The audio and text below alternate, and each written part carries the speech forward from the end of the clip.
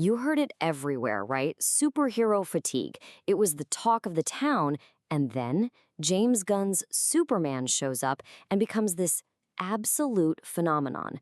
So how on earth did it pull that off?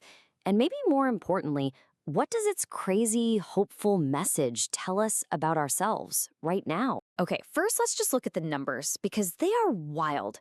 A 96% audience score on Rotten Tomatoes for a giant blockbuster? You just don't see that. This wasn't a movie people kinda liked, it was a movie they absolutely loved. And all that love? Well, it turned into a tidal wave at the box office. It made back its entire $225 million production budget in one weekend. I mean, these aren't just big movie numbers. This is the sign of a real cultural event. So the big question is, why? How? To really get why this movie triumphed, we have to rewind a bit and look at the world it was born into. The whole superhero genre was feeling, well, kind of in crisis. Save Martha!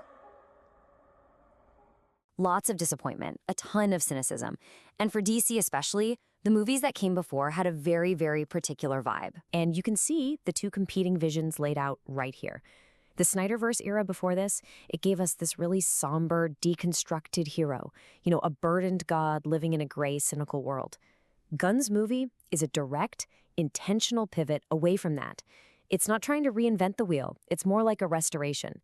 It swaps out that dour realism for a vibrant sincerity. And it gives us a hero who isn't a god trying to be human, but a man who just inspires hope. So, how did the film fight all that cynicism? Not by getting darker, or grittier, or edgier, but by doing the exact opposite. It had this startlingly simple solution, something we're calling radical sincerity. It decided to fight our cynicism by just fully embracing the fantastic heart of the character. So, what do we actually mean by radical sincerity? Well, this isn't about being naive or simplistic. Think of it as an active and intelligent choice to be sincere. It's about staring cynicism right in the face and deciding to believe in goodness anyway, even when it feels kind of old-fashioned. But okay, how do you actually pull off that much sincerity without it tipping over into cheesy? The secret sauce, weirdly enough, is absurdity. The world is intentionally, wonderfully comic booky. You've got giant kaiju battles, you've got a super dog who is constantly testing Superman's patience, you've got a Green Lantern who's just hilariously cranky. By going all in on the weirdness, the movie basically tells us, hey, we're not pretending this is gritty reality.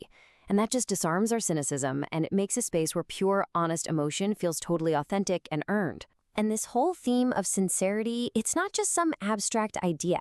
It's meticulously woven into the anatomy of the entire film. So let's break it down and look at how the hero, the villain, and even his closest ally are all built to prove this one big idea. For decades, filmmakers have struggled with this, right? The Clark Kent problem. How do you make an all-powerful alien feel relatable? This film solves it with a really simple, brilliant insight. Clark Kent is not the disguise. David Krenwitz's performance gives us this genuinely good, kind of bumbling, deeply human guy. Superman is just what he does. He's the public face of that goodness. This Clark gets frustrated. He messes up cooking dinner. He has a dog he can't control. That's the stuff that makes his morality feel so real. When you put the three modern Supermans side by side like this, you can really see the evolution. You had Reeves' classic, perfect optimism, and Cavill's very heavy existential struggle. Cornsweat's version, it builds on all of that, but carves out this fascinating new lane.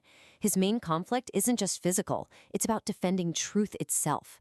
And look at his vulnerability. It's not a green rock anymore. It's public perception. It's media manipulation. And for a hero this sincere, you need the absolute perfect opposite. Nicholas Holt's Lex Luthor. He's not some real estate guy or a generic god hater. No, his motivation is something way more human and, frankly, way more chilling. It's pure, uncontainable, pathetic jealousy. He thought he was the best humanity had to offer, and then this alien shows up who's just effortlessly better. And Luthor's attack plan is terrifyingly contemporary. He's this tech bro oligarch, and his weapons aren't death rays, they're propaganda. He frames Superman as a dangerous immigrant. He unleashes an army of social media bots. He manipulates video. But here's the crucial thing. He's not trying to kill Superman's body. He's trying to kill the idea of Superman. His whole goal is to prove to the world that pure goodness is a lie. So who stands against that kind of lie? Rachel Brosnahan's Lois Lane. This movie finally presents her not as a damsel in distress, but as Superman's absolute intellectual and moral equal. Superman. Miss Lane. Her superpower?